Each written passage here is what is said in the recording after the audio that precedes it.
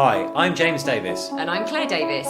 We're the Midlife Mentors, here to lift the lid on how to achieve health and happiness. The balanced, no-nonsense way.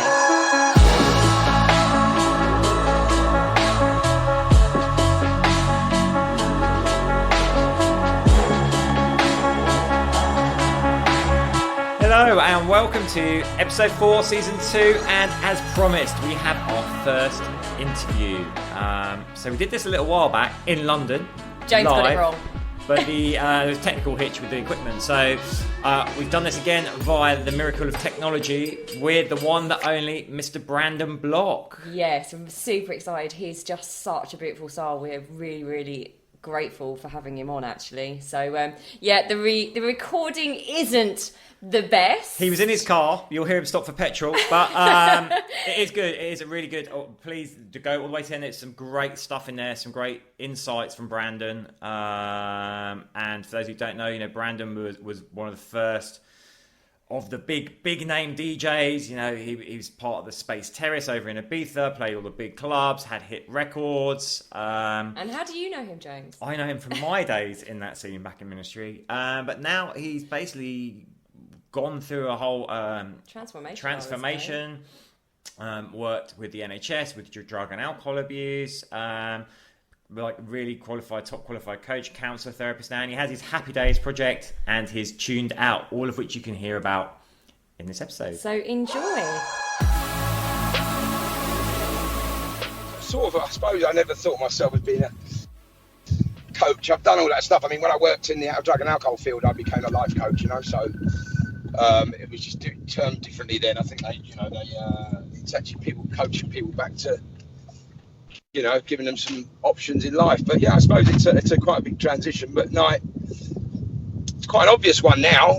It seems that a lot of people are taking this path and have come to an awareness and a sort of realisation in their lives, and they now know that we have to be more conscious and aware of what how life impacts on us. And I suppose there's a thing about significance and being I suppose you're very say famous DJ, and all of a sudden technology kicks in, and loads of people who are quicker on the uptake are able to produce records and get them all out there really quickly, and then you sort of fall by the wayside a bit if you're not really keeping up with those times. So I mean, look, I suppose the best way to look at it is I'm very grateful that nowadays for what's in my life and what I've managed to turn it around. From really being given 2 weeks to live in 96 to thriving now, I suppose. Oh, I love the word thriving. We love that. Say thrive. I say thriving in your own terms. I mean, it's how we all. I suppose nowadays we live by these expectations and comparisons by social media and how we think.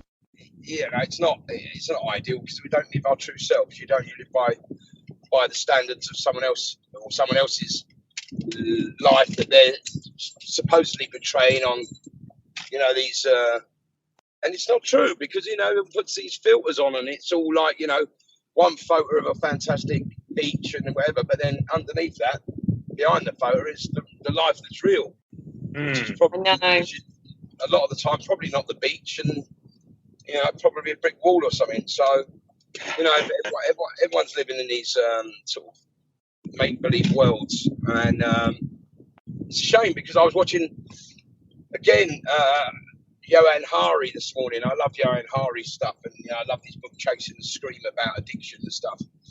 And he was talking about loneliness and how we are now sort of probably the loneliest creatures on the planet, when we're supposed to be in tribes and groups of people where we're sort of trying to isolate being isolated by being individual and having to achieve our own goals and stuff, as opposed to achieving as a team, and that's becoming more apparent because of the expectations. I think we said, haven't we, before, Brandon, that actually, in the digital age, we look like we're all really super connected, but we're so isolated. I mean, that's why what you're doing with your Tuned Out event is so amazing that we came to, is bringing people together to actually feel like you're part of something. And you know what? It's actually quite, it resonates because even watching Johan Hari, you should watch a couple of his bits. The one about, it's talking about Rat Park. Did you hear about Rat Park? No. So Rat Park was an experiment by it's in this book, Chasing the Scream. It's a great book to read. Rat Park is about a psychologist or someone who worked in a treatment centre or someone who was in the world of psychology. Did an experiment. Rats are very, very clever, right? Mm-hmm. So the experiment was putting a load of rats in with some with cocaine in the water bottle, and then I think, if I remember rightly, and some rats with more rats. So basically, there was the rat with cocaine in the water bottle, and there was rats who just had normal water, and the one with the sort of. Is that the way round it works? I can't remember entirely. Anyway, yes. So basically, the rat with the cocaine went for the cocaine, but then got isolated and and sort of depressed and whatever. And then all the other rats who lived together in Rat Park, they all thrived. It was, it's fundamental. It's any being, any species, or we're supposed to, or any species that are supposed to live together. It's supposed to live together. Well, we are. If you look at human history, we formed tribes and bands to survive, but we've thrived from that community and achieved things for community. And ironically, this digital community that we have now is, like Claire said, it's making us feel like we're closer together, but actually, when we step away from it, we're really isolated by it. Sorry, I'm waiting for petrol. You know what? Our podcast, we recorded one when we were on our way back through France and Spain, so they're always on the hop. I think that's what makes it a little bit unique. Don't worry about it. So the Johan Hari thing, the Rat Park, the groups he was talking about, he's on his YouTube video I watched this morning. He was explaining that there was a doctor, a GP who was up north, East London, who a while ago was getting a lot of people coming to him with various degrees of mental illness, but like depression, anxiety, and loneliness, and all this stuff. And he was prescribing meds, and actually realizing that the meds weren't the complete answer. And one of these girls turned up and said it had been in isolation for like 7 years or something, for a real prescribed meds and etc., but just had been isolating, and for whatever reasons it was. And he said, I'd like you to come like 2 or 3 times a week if you wouldn't mind. So she said, okay, I'll give it a go. So the first time she went, she was full of fear and anxiety, and as time went on, they started talking and opening up and talking about what's going on for them. And then they decided to do a project and turn this alleyway into a lovely communal garden. Oh my God. And then as it grew organically, their issues started to be dealt with, and they felt less alone, and they felt more community, felt more connected. It's not rocket science. We know that. I think we pretty much all know that now. And the more we realise it, the more it's becoming obvious that that's what's missing in our lives. You know, it was crazy. I think it was Gavin that said at the Tuned Out event. Someone said about people being part of communities on social media, because we were talking about the benefits of social media and the downsides and the negative implications of social media.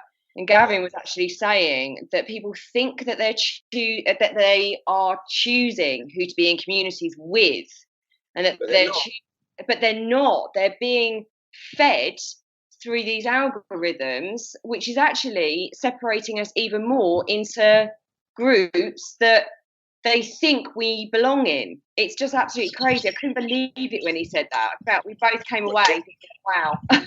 It's totally true, but if it's not, again, if you notice when Facebook first started, you had if you just had loads of friends or acquaintances or whatever, and then all of a sudden, as the tool became a business phenomenon that it is, and people, the marketing strategists from Facebook, or whoever, the computer people, who realise that people get hits of dopamine by notifications, and people get hooked on the screen. And if you look by how many times you pick your phone up in a day, like 185, it's that thing that I looked at screen time and I thought, when I had a normal job like 9 to 5 many years ago, and I had 2 tea breaks and 1 hour for lunch, in a 7.5 hour day, how on earth would you ever be able to pick anything other than your work up for 7 hours? Yeah. And you look, and your screen time, it's like you live on these bloody things. But I mean, again, it's being mindful and knowing what to use it for, and if you can limit yourself, which is not, it's not hard. I mean, I'm so much better now. I mean, at max, I look at it's like 4 hours. My usage is 4 hours down than it used to be.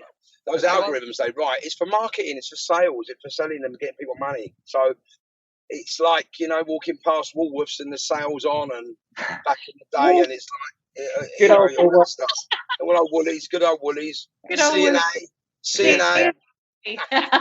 Brandon, something else I noticed on the bottom of your emails as well, you've got just a little line going, I check emails at these times, which I think is also really awesome. It's a way of like letting people know they shouldn't expect an instant answer, because I think we've had people come to us and they're like in their work, they've done this thing about from a Friday afternoon to Monday, don't send emails to anyone in work, and if you do send one, don't expect it to be answered, which is like a new thing coming through. I think, like you say, being mindful about the technology. But the other thing about that is our reaction to not receiving an answer is because of the dopamine release we get from either if it's a negative response, we get the cortisol, and if it's a positive email or a nice text, you get a dopamine hit. But when you don't receive them back immediately, that taps into our insecurities, because you're not getting an instant gratification, which is usually what happens. You get a text right back, you think, yeah. But if you don't, you don't start buying into that. Oh, what have I done? Or what? Blah, blah, blah, blah. All these, you start reading into all these mad, and that's when you have to use some tools like, maybe they're busy, they haven't read it, they haven't got time, and I sort of implement all this now, and I sort of let it go and think,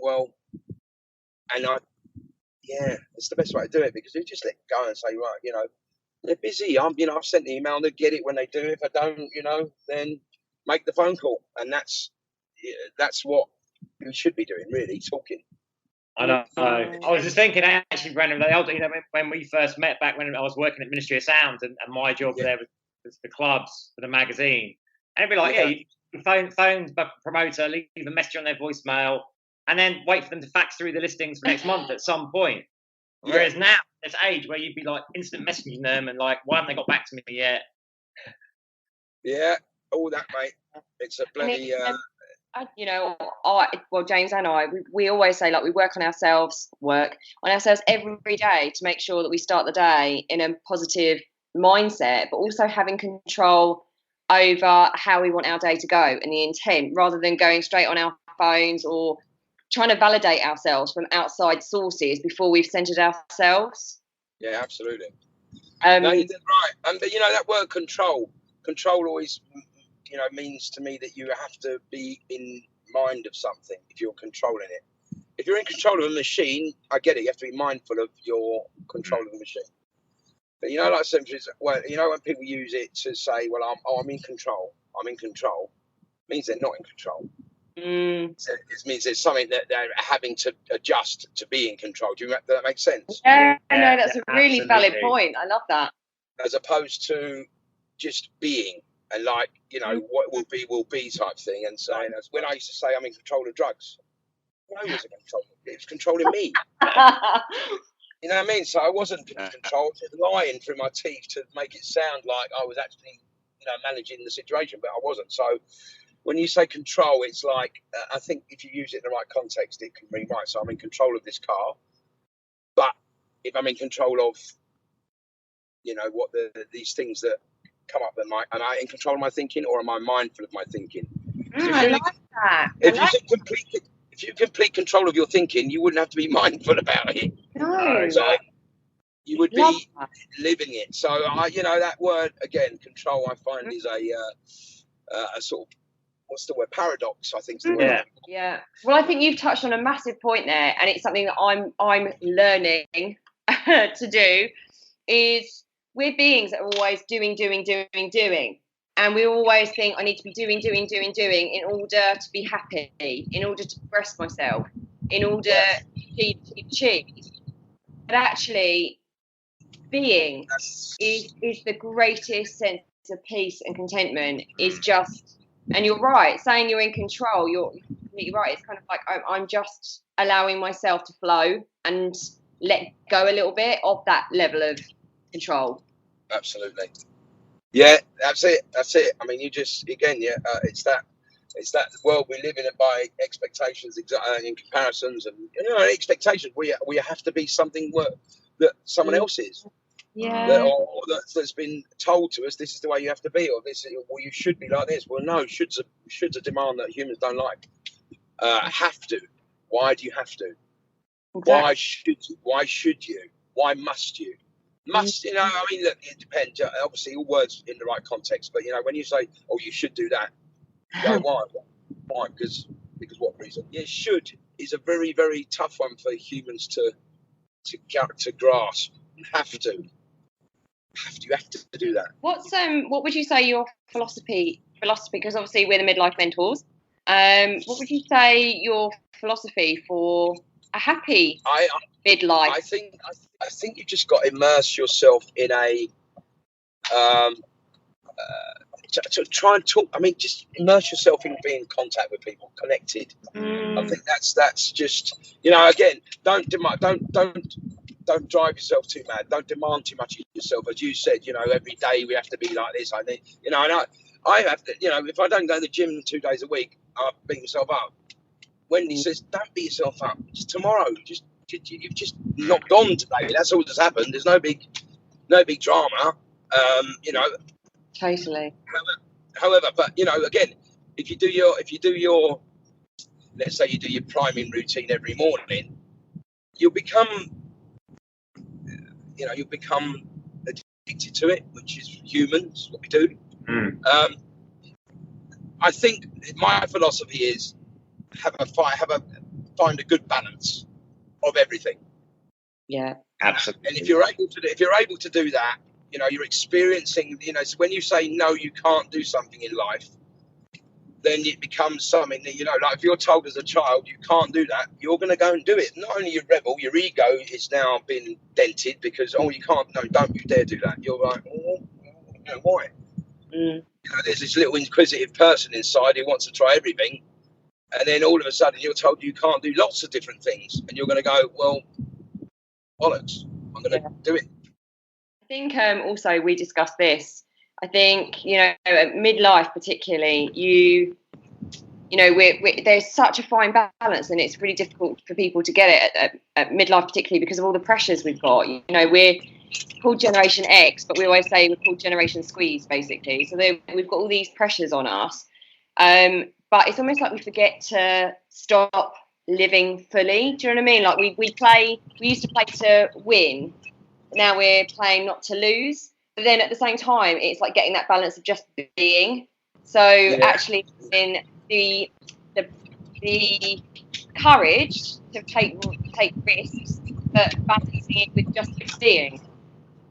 Yes. Yeah, I mean, you're right. It's that the expectations we have to live by. Yeah. Stepping out of the norm and against the status quo, let's say, is fearful, and it's also not always.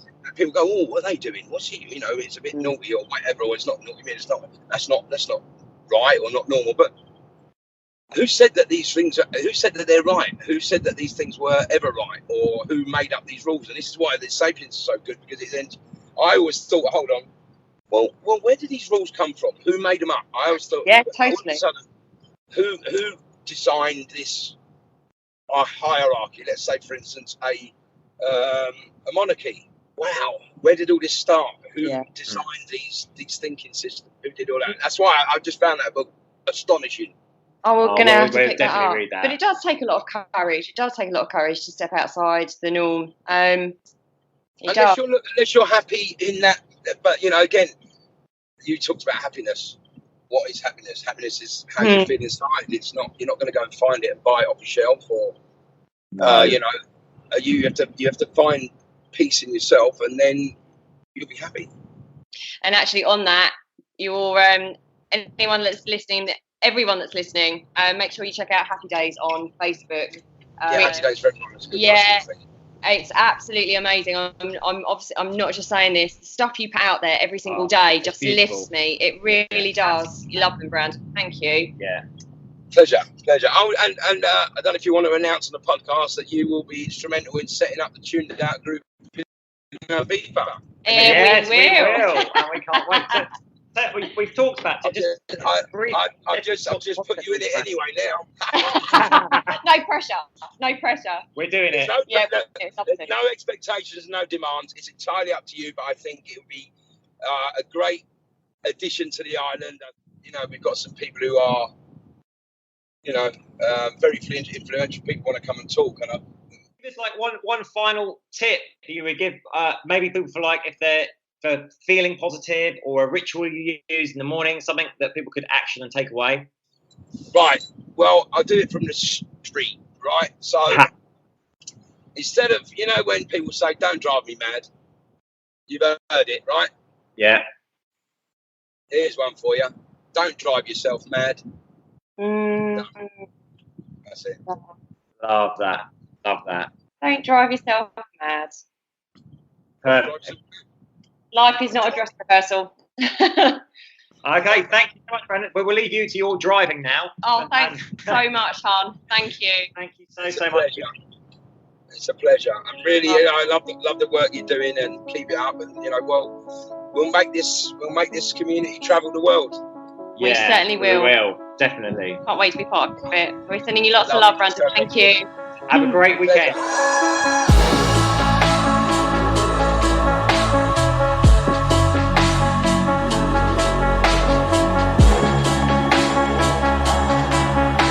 You've been listening to the Midlife Mentors with Claire and James Davis. We'd love to hear from you, so drop us a line at info@themidlifementors.com with any questions or topic suggestions. And make sure you join us on our Facebook page and YouTube channel. You can find us under the Midlife Mentors.